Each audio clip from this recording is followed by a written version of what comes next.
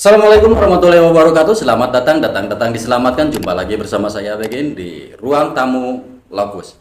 Kali ini kita akan membahas tentang pemilu di mata generasi Z. Telah hadir di tengah-tengah kita sahabat-sahabat kita. Yang pertama Restu Rizky, dia dari Fakultas Pendidikan Olahraga S1 Uniga. Ya, Uniga.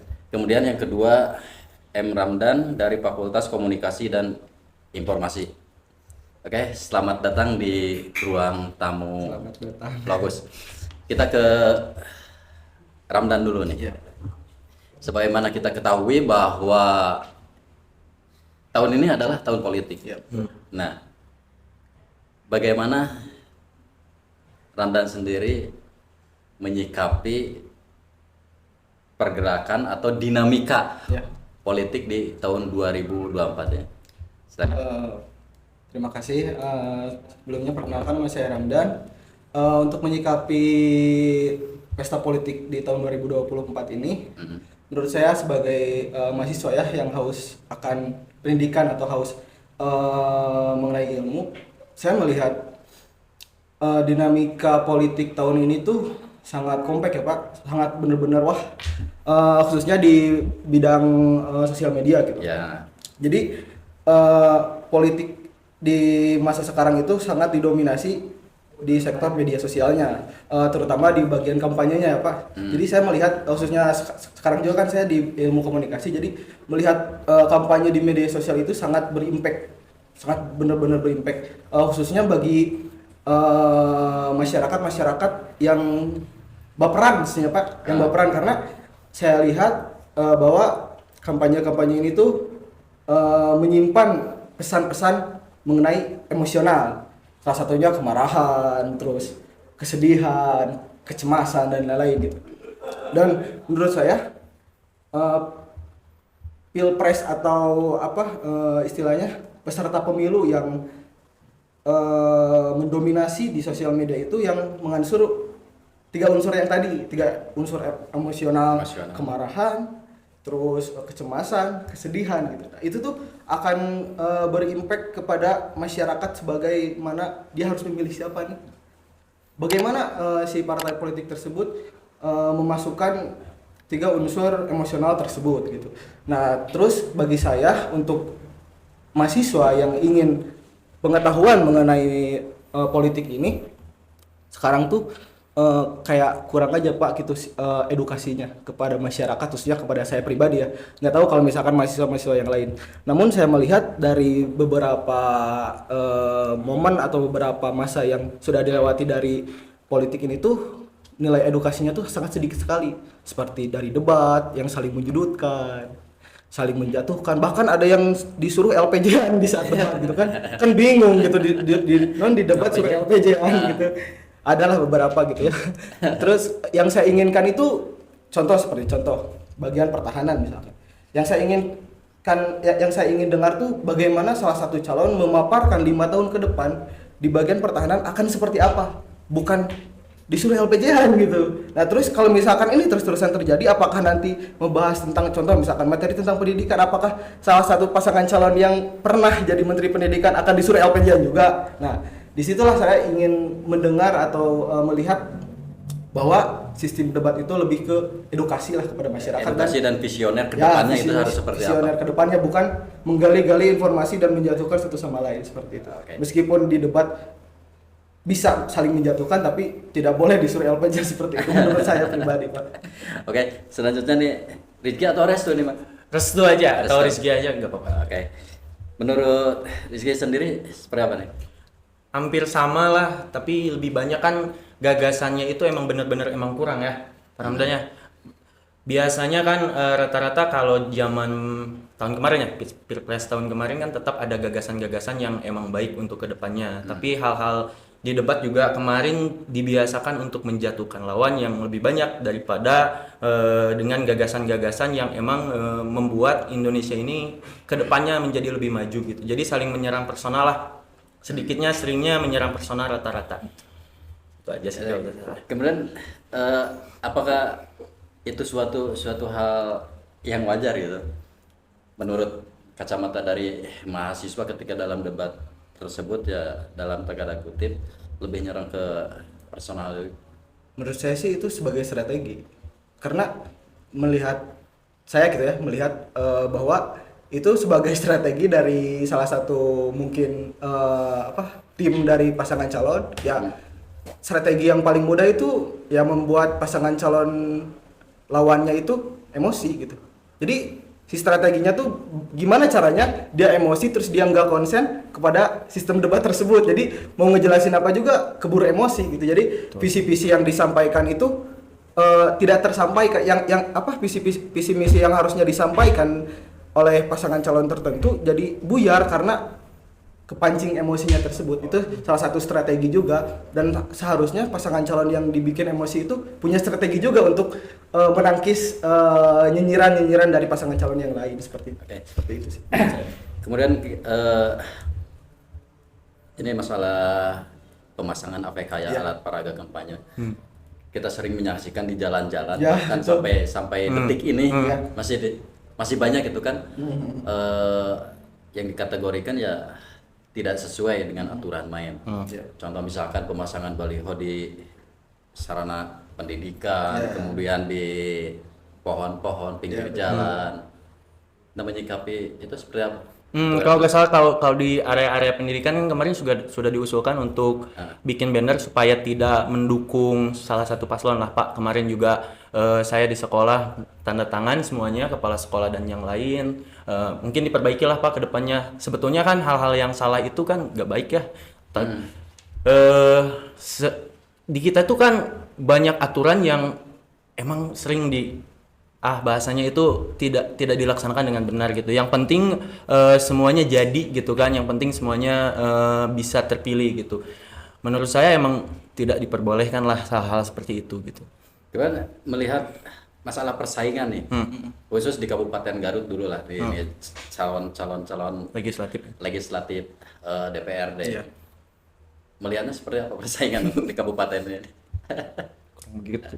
Kalau untuk persaingan sih jujur saja ya Pak, saya tuh kurang kenal atau kurang tahu beberapa calon khususnya legislatif ataupun eksekutif di Garut itu. Jadi yang saya lebih amati itu yang mengenai tadi APK. Kalau misalkan kita merujuk kan pasti semuanya merujuk kepada PKPU nomor 23 tahun 2000 PKPU nomor 15 tahun 2023. Ada di pasal 34 kalau tidak salah itu menyebutkan bahwa ketika pasangan calon ingin memasangkan alat peraga kampanye atau APK itu harus mempertimbangkan etika, estetika, kebersihan dan keindahan kota sesuai dengan undang-undang yang diatur. Di situ tuh menurut saya sudah kurang ditepati sudah sangat kurang ditaati oleh para pasangan calon ataupun para peserta pemilu, khususnya bagi KPU sendiri, karena di situ juga dijelaskan bahwa pemasangan alat peraga kampanye ditentukan oleh pemerintah sekitar ataupun setelah adanya keputusan dari pemerintah sekitar. Nah, di situ tuh yang memutuskan itu kalau tidak salah KPU, dan menurut saya ada yang kurang di pasal tersebut, tidak adanya pengawasan dari KPU. Bawaslu. Harusnya ada mengenai saya revisi sedikit ya. Harusnya menurut saya harusnya ada gitu mengenai pasal, contohnya saat pemasangan alat peraga kampanye harus diawasi oleh Bawaslu sekitar ataupun sekarang Panwascam dan yang lain-lain. Berarti secara tidak langsung KPU juga ikut campur dalam pemasangan. Tidak ikut campur, jadi KPU yang ada di undang-undang setelah saya baca waktu itu pas waktu saya PKL, jadi KPU itu menentukan titik-titik di mana yang diperbolehkan dan di mana yang tidak diperbolehkan. Nah, menurut saya ada yang kurang pengawasan dari Bawaslu sendiri. Jadi harus ada undang-undang mengenai ketika pemasangan alat peraga kampanye harus diawasi oleh Bawaslu. Namun seperti itu juga pasti banyak risiko-risiko yang terjadi ya, seperti suap kepada Bawaslu yang mengawasi ataupun lain-lain. Namun hal itu akan sangat membantu kepada masyarakat sekitar untuk tidak memicu kericuhan lah. Soalnya kan banyak juga nih kan ada di Undang-Undang Nomor 7 Tahun 2015 bahwa menyebutkan bahwa tidak boleh merusak atau memindahkan alat peraga kampanye. Nah, di situ tuh bingung gitu. Jadi masyarakat tuh nggak punya wewenang untuk memindahkan ataupun merusak alat kampanye tersebut.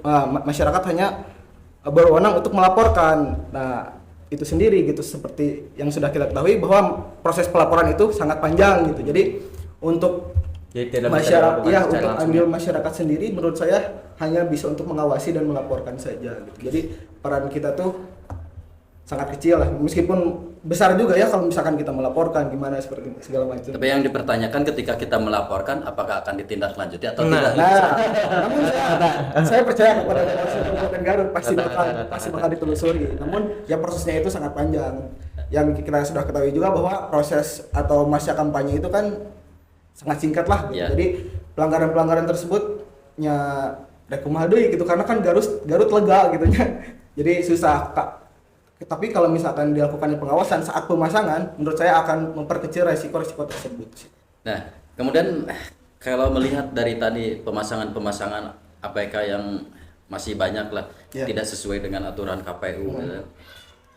Apakah itu bisa dikatakan tidak bahwa hal tersebut mencerminkan si caleg itu sendiri?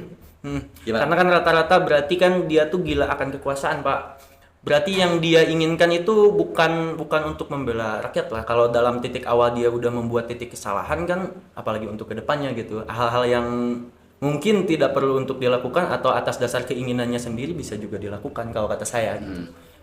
Kata Pak Ramdan gimana? Kalau menurut saya pribadi sih itu sebagian dari oknum tim sesnya mungkin yang tidak mau ribet. Ya mungkin mereka masang aja lah di dekat-dekat rumah saya gitu, di dekat area-area sekitaran saya. Jadi ya karena itu tadi menurut saya, karena tidak adanya pengawasan untuk pemasangan, meskipun contoh misalnya Pak, nggak munafik kalau misalkan manusia coba pasangin kamu di daerah ini A B C D A misalkan. Tapi ya daerah tersebut tuh udah penuh gitu dengan beberapa paslon yang lain.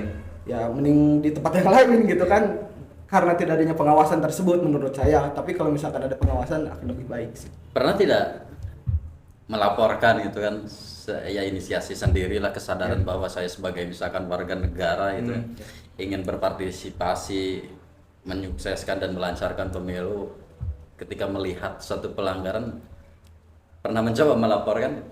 Kebiasaan mungkin secara tidak langsungnya orang Indonesia ketika ingin melaporkan, karena kita rata-rata udah ditinjau dari media sosial untuk ketika melakukan hal yang benar itu juga tetap dianggap salah, Pak. Biasanya gitu kan, saya sering lihat di sosial media gitu ya.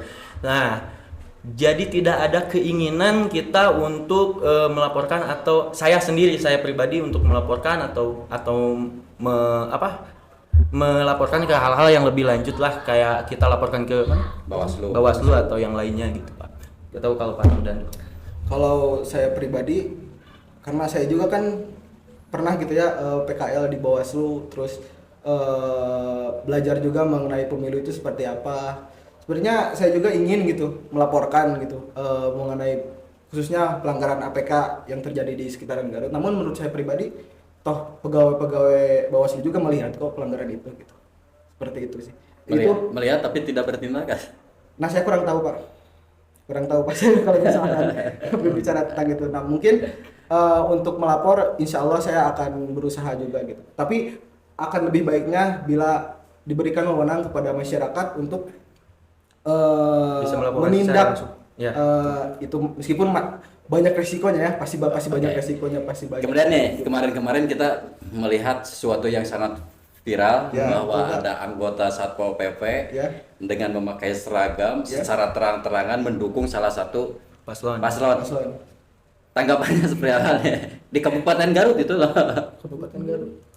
Wah, itu menurut saya karena gini ya Pak, yang saya ketahui itu Bawaslu itu bermitra dengan Satpol PP, Kejaksaan dan Kapolri untuk mengamankan pemilu ini. Gitu. Menurut saya itu udah tidak independen gitu. Ya, betul. Apakah di situ ada sogokan dari parpol tersebut ataukah gimana? Dan menurut saya itu harus ditindaklanjuti karena sudah melanggar etik gitu sebagai Satpol PP. Menurut Rezi gimana ya? Sama, hampir sama.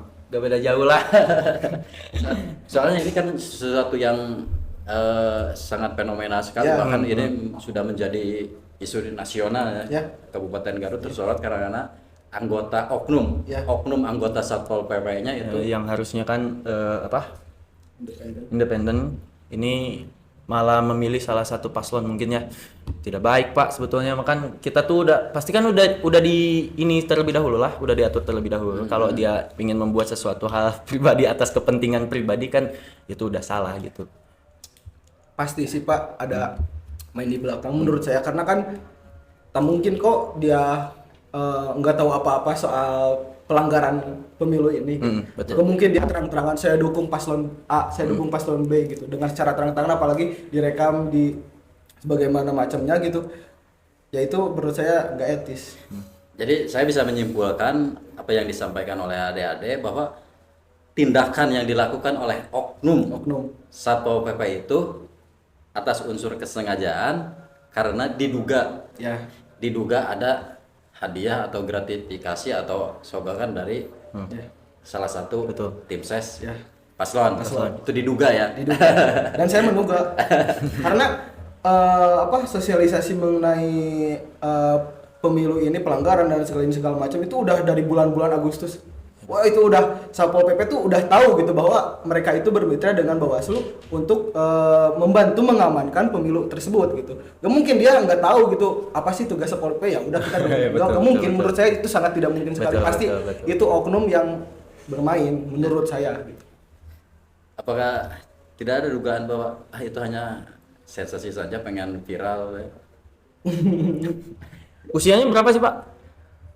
Ya agak ya kalau dia sudah menjadi bagian daripada Banpol PP, itu berarti dia sudah punya hak pilih. Kalau tingkatnya dia pengen viral hanya untuk diri pribadi kan juga untuk apa ya bahasanya gitu kan karena ini kan udah sakral nih apa pemilu gitu kan, memilih salah satu paslon tidak baiklah untuk melakukan hal-hal yang emang bahasanya kalau kata saya sih balik lagi kepada Pak Ramdan yang tadi gitu kan, bahwa ini pasti ada beberapa hal yang tadi penyuapan dan yang lainnya gitu Pak. Mungkin ya, masih mungkin gitu. Tapi saya menyangka karena ya tidak mungkin juga kan Pak gitu. Kalau misalkan kita secara sadar, maaf saya benar-benar belum tahu mengenai isi dari video tersebut itu gimana tuh lebih detail. Jadi ya dalam video tersebut penggalannya itu jelas bahwa oknum anggota Banpol PP itu seolah-olah mendeklarasikan bahwa kami mendukung salah satu paslon. Ya. Itu secara terang-terangan dia pakai seragam lagi kan. Ya kan di situ kalau tidak salah ya, kalau misalkan salah saya mohon direvisi di kolom komentar nanti. Jadi kalau tidak salah yang berwenang untuk menurunkan APK itu adalah Satpol PP ya. Kalau tidak salah. Jadi siapa tahu kan dia dengan secara deklarasi tersebut dia bisa berwenang dengan sewenang-wenang gitu ya, menurunkan APK orang lain gitu ya. Ya betul seperti itu. Karena mempunyai jabatan tersebut. Oke. Kita naik sedikit. Ya. Dari kabupaten kita kembali lagi ke tingkat nasional. Ya, betul. Pandangan adik-adik tentang ketiga paslon ini seperti apa nih? Dari siapa dulu ini? Dari Ramdan dulu lah. Kalau saya melihat ya, semuanya itu konsisten Pak. Semuanya itu konsisten. Nomor satu konsisten dengan kalau misalkan pidato ataupun debat, nomor satu itu konsisten dengan penjelasan mengenai dengan unsur akademiknya gitu ya, dengan seperti dosen ngejelasin di kelas dan sebagaimana macamnya, dan beliau itu yang penyabar menurut saya dan bisa tahan emosi. Kalau misalkan nomor dua itu konsisten dengan marahnya yang berapi-api, terus disandingkan dengan calonnya juga yang agak mirip dengan bapaknya sendiri menurut saya, agak mirip, namun dia itu lebih ketegas untuk menyampaikan sebuah pesan gitu. Dan strateginya bagus menurut saya di pasangan calon 2. Bahkan di pasangan calon 2 itu membuat wajah baru menurut saya. Betul. Bahwa seorang Prabowo itu dibuat sebagaimana mungkinnya harus gemoy. Dan itu menjadi salah satu strategi yang baru di tahun 2023. Dan jadi sepanjang sejarah Indonesia ini tren politik paling baru gitu. Ya, tren politik khususnya di lagi ke zaman kan personal Prabowo ya. Personal Prabowo itu benar-benar dibuat beda, yang sangat baru-baru banget dan itu sangat sukses di mata media gitu. Jadi orang menyangka bahwa Prabowo itu yang gemoy, yang suka joget-joget, yang gimana bahwa itu tuh menjadi menjadi track record sendiri buat Prabowo bisa image dirinya tuh baru gitu. Produk lama di retro. Ya, Direformasi jadi yang baru-baru kan ya. dimodifikasikan itu. Jadi masa kini lah bahasanya. Sangat susah dan kelihatan kan di debat dia itu tercitranya oleh yang gemo, yang suka joget-joget. Namun di debat ketika dipancing oleh pasangan 01 atau 03 yang keluar lah sifat aslinya. Sifat-sifat yang dari dulu yang emang Ya. jadi dirinya sendiri tuh tetap masih ada gitu. Tetap masih ada. Cuman agak ditutup sama gemoy-gemoynya itu. gemoynya. Dan nomor 3 masih konsisten menurut saya sebagai motivator. Menurut saya. Menurut Rasul? kalau saya mah dari awal juga boleh ini teh sebenarnya punya prinsip sendirinya Ya, atas boleh. dasar pilihan sendiri Iya, gitu iya. ya. Saya dari awal juga udah tidak pernah melihat gagasan-gagasan mungkin mendengar tapi melihat paslon-paslon yang lain kecuali Pak Prabowo ini gitu kan. Karena kan dari awal juga saya pernah kalau nggak salah paskibraka tahun 2012 Pak di 13 di Garut ini. Saya pernah ditanya untuk memilih salah satu paslon salah satu yang baik untuk jadi presiden selanjutnya adalah siapa. Saya tetap dengan konsisten dari sekarang tetap sama Pak Prabowo gitu. Jadi kalau melihat dari hal-hal ke belakangnya ya saya cuma lihat Pak Prabowo dengan dari awal dia membentuk terus mau menjadi menteri gitu kan, menurunkan legasinya untuk mencoba agar bisa terpilih juga udah dari sana juga saya sudah merucut terus makin konsisten makin yakin gitu Pak. Jadi apa yang membuat Restu itu lebih yakin bahwa Republik ini Akan lebih baik akan gitu lebih baik sama gitu, Bapak gitu Pak Prabowo. Kayak gini Pak, kita itu susah cari yang loyal, yang emang mau mengorbankan. Kalau dihitung-hitung ya Pak ya, udah berapa kali? Hampir 4 kali atau 5 kali? 4 kali gitu kan. Dananya itu besar Pak gitu kan. Terus dia kalah mulu tapi dia tetap bahasanya gitu kan, tetap ingin maju gitu kan. Kebayang gitu kan dana-dana itunya sebesar itu gitu, tapi dia tetap konsisten ingin membela negara ini, ingin jadi nomor 1 di negara ini. Dia juga sempat bilang kan dia tidak punya apa-apa, yang dia inginkan negara ini makin maju dan makin makin lebih baik ke depannya. Jadi lebih ke pengorbanan dan sikap patriotismenya. Iya betul. Gitu. Yang saya lihat ya. Ya. Gitu. Untuk Ramdan kayaknya beda pilihan ya. Kalau lihat tadi dari obrolan, Enggak sih, saya lebih tidak mau berbicara mau pilih siapa. wah, Itu rahasia Rahasia. kamu. Karena gimana ya? Khususnya ya di sosial media ini benar-benar sangat apa ya? Bisa disebut sangat kacau gitu, Pak. Betul, Di sosial betul, media betul. khususnya di aplikasi Betul, TikTok ya, betul. Pak. Banyak di situ Hal-hal yang tidak bisa Hal-hal yang dikonsumsi tidak- secara banyak lah. khususnya bagi yang saya tadi sudah bilang bahwa pemilu di sosial media ini, khususnya kampanye di sosial media ini sangat terpacu dari 3 emosional tadi gitu. Banyak loh yang orang yang tadinya milih A dengan adanya konten-konten yang memicu kemarahan, kesedihan, kecemasan jadi milih paslon A, jadi milih paslon C, milih paslon yang lainnya. Jadi peran sosial media ini tuh sangat-sangat impactnya sangat-sangat besar sekali Pak. Yang tadinya kita tidak tahu kasus-kasus yang dilakukan oleh beberapa pasangan calon, jadi kita tahu, jadi kita ternyata si dia teh gini, ternyata si dia teh gitu. Jadi menurut saya siapa yang akan menang pemilu tahun 2024? Yang itulah yang dia membuat konten-konten yang memicu tentang emosional yang tadi. Karena untuk pemilih di Indonesia, mohon maaf nih ya, Indonesia itu masuk ke kategori lulusan SD yang banyak gitu. Bahkan menyentuh angka 44% kalau tidak salah. Coba lihat di Google, tolong direvisi juga kalau salah. Jadi kalau misalkan kita memilih menurut logik, itu tuh sangat sedikit orang-orang yang memilih atas visi, misi dan lain-lain. Pasti memilih itu atas hati, Pak. Betul. Hati itu pasti ada emosional, dan emosional yang paling besar itu adalah 3 unsur yang tadi, kemarahan, kesedihan, kecemasan. Nah itu ketika capres itu menyentuh emosional masyarakat yang 3 tadi, menurut saya itu dia yang akan menang gitu. Jadi masyarakat Indonesia itu harus harus berkaca juga lah gitu dari sisi logiknya, bukan dari perasaannya saja. Berarti intinya secara tidak langsung kan emang betul-betul media ini mencakup sebetulnya Pak banyak orang yang tidak bisa menangkap semua hal yang emang benar-benar ada di media gitu kan. Rata-rata ibu-ibu juga asal menanggapi dalam satu postingan langsung rumbuk ke semua orang, jadinya mengikuti hal ini, ngikutin lagi, ada lagi kesalahan, mengikuti yang ini, itu emang benar gitu kan. Di kampung saya juga tetap sama seperti itu. Nah, untuk pemilu 2024 ini memang ada, bisa disebut ada fenomena atau bisa disebut ada anomali baru lah di pemilu 2024 ini.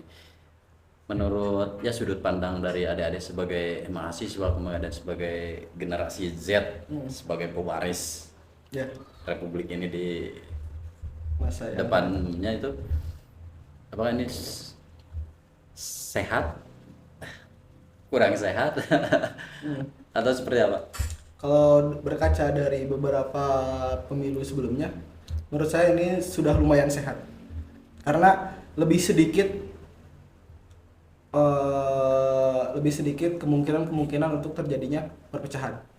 Karena kita melihat ya dari beberapa pemilu sebelumnya itu perpecahan itu sangat jelas sekali, bahkan ada disebut cebong kampret lah dan sebagainya gitu. Jadi menurut saya untuk pemilu 2024 ini lebih ke 2-1 sih Pak.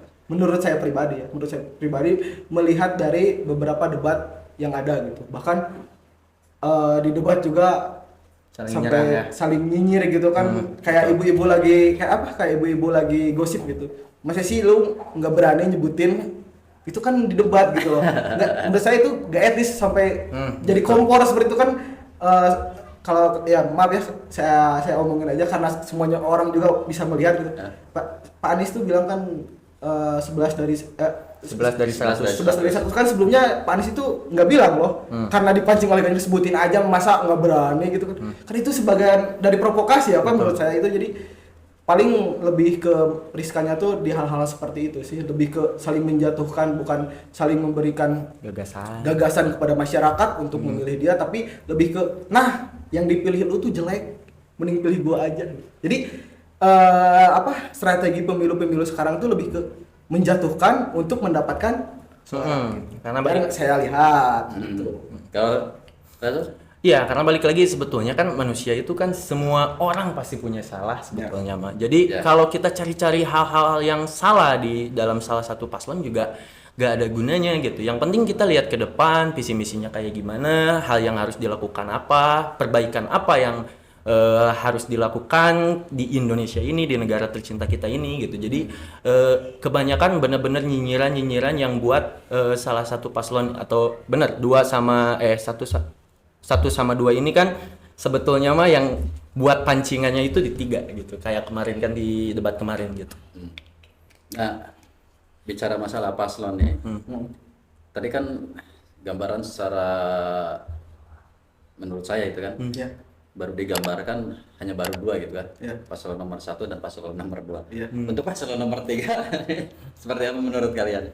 Kalau untuk paslon nomor 3 tuh menurut saya pribadi, saya melihat dan sempat juga beberapa kali nonton gitu ya, beberapa video beliau, dia tuh merasa kebingungan Pak menurut saya. Di sisi lain dia harus mendukung program Jokowi, tapi di sisi lain dia juga kalau misalkan dia mendukung program Jokowi berarti dia juga mengiyakan gagasan-gagasan yang disampaikan oleh Prabowo. Jadi kita bingung Bang. Jadi akhirnya kalau tidak salah dia tuh bilang ya saya akan menggarap program-program yang menurut saya baik, jadi nanggung gitu Pak. Jadi makanya kenapa survei Prabowo ketika misalkan debat selalu ada di tengah-tengah, karena menurut saya dia tuh cari aman karena bingung. Menurut saya kalau misalkan saya di posisi Ganjar juga bingung, saya tuh harus pro kemana gitu. Kalau misalkan saya menyampaikan gagasan saya sendiri, saya nggak mau dibilang nggak mau melanjutkan Jokowi, tapi saya nggak mau dibilang mendukung Prabowo juga, kan bingung kalau seperti itu. Akhirnya dia jadi motivator. Betul. Dirasakan kan lebih ke benar-benar dia tuh mengikuti, kalau kata saya mah, mengikuti gagasan-gagasan yang emang udah dipilih sama ketua umumnya gitu. Jadi rata-rata dia itu benar-benar kebingungan juga karena juga ada perpecahan sebelumnya. Apalagi kan dari Mas Gibrannya kan yang pada akhirnya jadi wakil ketua gitu kan gitu. Cuman sekarang kan isu berkembang kembali. Ya. Ada lagi yang mengisukan ini ya, bahwa mengatakan paslon nomor 2 dan nomor 3 sebetulnya itu saja, karena itu bagian daripada strategi politik dua kaki. Ya itu gitu banyak ya. yang bilang betul. Itu bisa ketara seperti itu menurut sudut pandang kalian melihat ya perjalanan selama masa kampanye sampai detik ini. Menurut saya enggak sih, itu memang benar-benar ya, saya melihat dari kacamata saya ya, melihat dari beberapa video yang ada di sosial media dan penjelasan dari sosial media, bahwa memang itu sebagai strategi dari PSI yang mengusung Gibran gitu. Jadi kalaupun sekarang Gibran dipasangkan dengan dengan Ganjar, menurut saya itu tidak akan ada yang namanya anak haram konstitusi, itu gak ada. Anak haram konstitusi itu kan sekarang Gibran kan disebutnya udah bocah ingusan dan yang lain-lain sebagainya gitu, karena melanggar konstitusi dan lain-lain. Menurut saya kalau misalkan yang dia dicalonkan sebagai calon PDIP itu tidak akan ada, karena dia merasa dihianati, dia merasa gimana, jadi terjadilah perpecahan itu. Toh kalaupun misalkan disebutnya dua kaki, nggak mungkin berpecah sampai seperti itu, sampai membuat drama, ada yang nangis, ada yang kan ada tuh di dalam video, ada yang nangis gitu ya, sampai Pak Presiden juga bilang terlalu banyak dramanya gitu untuk pemilu saat ini gitu. Dan menurut saya langkah dari 02 ini, menurut saya pribadi ya sebagai anak muda, itu sebagai ruang untuk anak muda. Toh kalau misalkan contoh deh Arastu gitu mau nyalonin jadi presiden, apakah kan negara kita tuh demokrasi bebas gitu ya, terus pres itu mengajukan kepada MK bahwa saya itu boleh dong nyalon gitu karena saya juga udah ini jadi bupati. Karena menurut saya anak presiden itu bukan jabatan, Pak. Anak presiden itu bukan jabatan. Yang punya presiden itu hanya jabatan. Orang si Jokowi itu yang mengisi jabatan tersebut, dan anaknya itu tidak punya jabatan presiden, tidak punya jabatan sebagai anak presiden, nggak ada jabatan sebagai anak presiden. Kalaupun misalkan ada, itu kan ada orang dalam atau gimana ya, itu sedikit beda pendapat mungkin. Kalau kata saya mah mungkin saja yang tadi Bapak bilang itu terjadi. Politik di sini kan sekarang logikanya, sekarang Gibran udah dikeluarin nggak? Kalau nggak salah belum ada deklarasi pengeluaran Gibran kan. Nah belum itu ada statement belum ada statement. Jadi masih, kalau menurut saya masih ada kemungkinan ada permainan dua kaki, cuma skenario-nya itu lebih epic. Lebih rapi lah gitu. ya gitulah roda politik. Kalau misalkan politik nggak gitu ya namanya juga bukan politik. Betul. Banyak kan yang tiba-tiba nggak mau nyapres karena nggak mau berkhianat, tiba-tiba nyapres kan. Ada yang bapaknya sebagai kader parpol selama puluhan tahun, tiba-tiba anaknya nyapres gitu kan, melawan parpolnya sendiri gitu. Itu sebagai mekanisme atau dinamika dalam politik gitu. Kalau misalkan tidak seperti itu nggak akan seru lah. Dan itu bukan politik. Oke. Berarti secara tidak langsung disahkan ya apapun yang diucapkan ketika tidak dilakukan kalau di politik ya. Tidak juga sih. Tergantung dengan Kembali lagi tadi ada istilah anak haram konstitusi. Betul. Menurut pandangan adik-adik seperti apa anak haram konstitusi? Dalam hal ini permainan pasti ada, Pak. Bagaimana caranya untuk bisa menang atau bagaimana caranya untuk politiknya ini kepentingan dari segi partai atau dan yang lainnya ini bisa terlaksana, pasti semua orang punya pikirannya masing-masing. Tergantung balik lagi ke logikanya manusia bisa menampung itu kayak gimana gitu kan. Kalau kata saya juga kayak tadi lah, kayak Pak Ramdan gitu. Kalau kita mau nyalonin sebagai generasi muda ya, kalau emang dari MK-nya udah bisa ya udah gak apa-apa gitu kan. Itu kan malah banyak gagasan-gagasan menurut saya yang lebih bagus kan. Kalau dari Gibran kan kayak sekarang menurut saya karena adanya anak muda gitu kan di paslon nomor 2 gitu banyak perubahan-perubahan. Contohnya gitu kan kayak gemoy-gemoy dan yang lain-lain gitu. Jadi intinya muncul istilah anak haram karena itu bisa disebut karena objeknya betul. notabene-nya adalah Anak presiden. anak dari Betul. seorang Presiden, Pak Presiden. Kalau mungkin kalau dari biasa-biasa mungkin tidak akan ada istilah. Betul, Pak. Mungkin lebih ke ini sih Pak, bisa disebut anak haram tuh karena memang pertamanya emang melanggar undang-undang kan, undang-undang KPU nomor berapa ya? Nomor 20 atau nomor berapa saya lupa. Saya juga sempat baca memang di situ tuh batasan usianya kan 40 tahun sedangkan 40 Gibran batas. belum menginjak umur mencapai 40 tahun dan MK pun memberikan keputusan bahwa kecuali yang sudah menjabat sebagai wali Punya kota. pengalaman di daerah gitu. Ya, Bupati, daerah. wali kota, Bupati. Dan menurut saya itu kalau misalkan sekarang ada istilah seperti itu hal yang wajar sih karena itu sebagai strategi dari pasangan calon yang lainnya untuk menjatuhkan pasangan calon tersebut agar betul. dianggap negatif oleh media ataupun massa gitu kan, masyarakat dan lain-lain. Jadi sebagaimana yang sudah dialami sekarang Gibran disebut A, B, C, D itu sebagai hal yang wajar menurut saya karena itu sebagai strategi dari 01 ataupun 03 untuk menjatuhkan nama tersebut. Namun menurut saya pribadi ketika sekarang anak muda itu tidak boleh seperti itu, wah itu menjadi bahaya besar menurut saya. Karena ketika anak muda sekarang dibungkam, ya mau siapa yang melanjutkan? Apalagi sekarang kan khususnya saya pribadi ya di umuran 24 terus Arestu di umuran segini tuh politik itu harus membuka lah ruang untuk anak muda. Kalau misalkan sudah menutup ruang untuk anak muda, mau siapa yang melanjutkan kalian gitu kan? Kan ada juga tuh ketum partai yang bilang, emang milenial berprestasi apa sih, ngasih apa untuk negara? Ada kan yang bilang gitu, ketum partai. Itu tuh menjadi ketakutan sendiri untuk anak muda untuk melangkah ke arah politik ataupun lain. Jadi mereka tuh bahasa Inggris nama merod, Pak. Merod aja sieun bisa disebut gitu kan. Malah kan Sebelum Gibran melangkah juga, udah dicegal. ya, Gibran juga disebut bocah ingusan lah segala macam. Jadi anak muda itu sekarang tuh jadi saacan maju ge geus sieun gitu. Udah takut sebelum maju Sedangkan karena kan statement dari seniornya tuh seperti itu. Gitu. Untuk ke depan itu kan anak muda kan sedangkan gitu. Anak muda. Kemarin nih bahasan yang terakhir nih. Ya. Kemarin ketika habis debat capres yang ketiga, itu memang ada bisa disebutlah ada pernyataan-pernyataan yang kontroversi sampai presiden pun Mengikuti, mengomentari masalah itu. Betul. Nah, menurut adik-adik pandangan adik-adik terhadap komen seorang presiden wajar atau sudah menodai atau mencederai daripada nilai dari demokrasi tersebut? Kalau menurut saya karena menurut saya pribadi ya, karena memang statement itu tuh bahaya.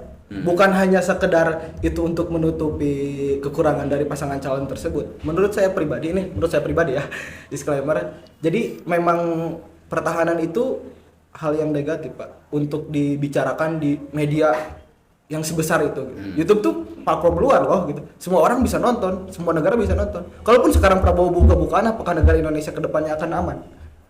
Coba kalau misalkan disebutkan bahwa biaya alutsista ini dibelikan bla bla bla bla bla bla bla bla. Oh, Indonesia senjatanya cuma segini nih. Mereka cuma bisa bertahan 2 atau 3 tahun, mereka bakal tumbang.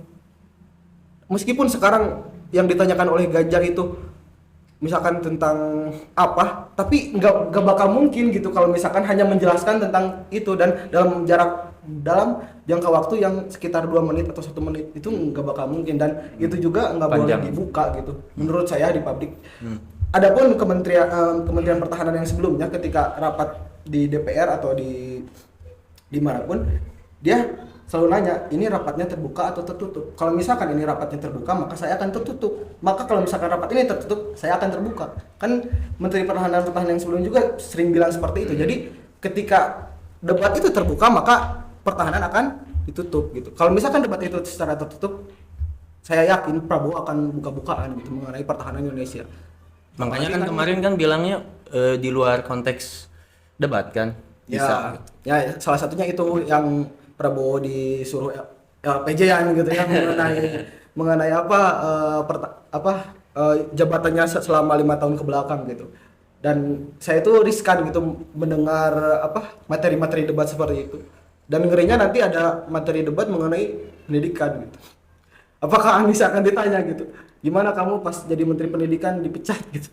Kan jadi nggak ada nilai edukasinya gitu. Yang Jadi, ada jadi justru menjatuhkan. menjatuhkan gitu. Biasanya gitu kan, cari-cari kesalahan, Cari-cari kesalahan. apa yang sudah dilakukan gitu kan. Mengenai komentar presiden, menurut saya presiden juga harus meluruskan apa sih yang seharusnya diperbolehkan dan apa yang seharusnya tidak diperbolehkan, dan pasti media ingin tahu komentar presiden gitu. Dan menurut saya kenapa sih kok presiden sampai berkomentar? Ya karena media yang nanya gitu. Kalaupun media nggak nanya, gak bakal mungkin dong tiba-tiba ngomong gitu kan, karena memang isunya ini sudah menjadi isu nasional gitu, bahkan internasional. Menurut saya kalau misalkan negara-negara lain menyikapi dari debat ini, ya makanya itu presiden harus.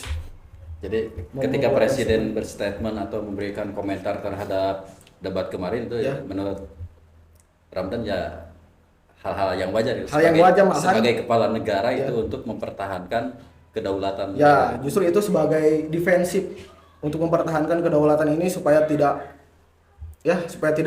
kisruh lah, karena kan persoalan tersebut itu menjadi benar-benar booming kan di semua sosial media, terus media massa dan lain-lain, itu menjadi topik utama gitu untuk semua berita gitu. Jadi presiden juga menurut saya harus meluruskan. Tapi secara tidak langsung bakal digoreng.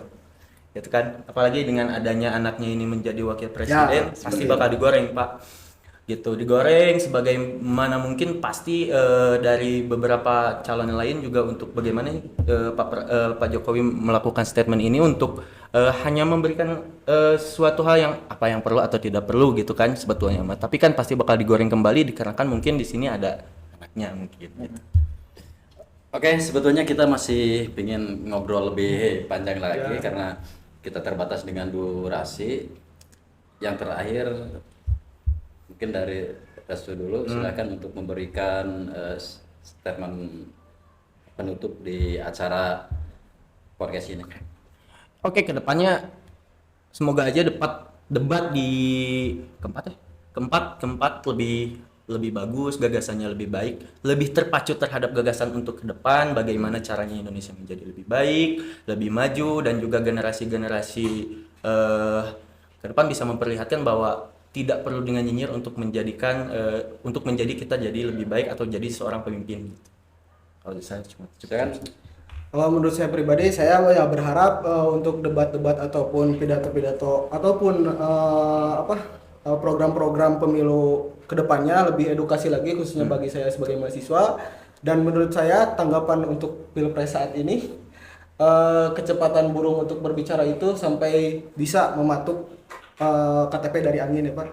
Dan kelemahan burung untuk menyampaikan pesan itu sampai diseruduk oleh banteng. Terima kasih. Oke. Siap, sahabat Logos, demikianlah obrolan kami dengan teman-teman dari mahasiswa. Sebagai penutup, saya ingatkan, pilihlah apa yang harus dipilih, jangan sampai memilih karena terpaksa. Sekian, Assalamualaikum warahmatullahi wabarakatuh. Sampai jumpa di ruang tamu Lokus berikutnya. Oke, terima kasih. Pak.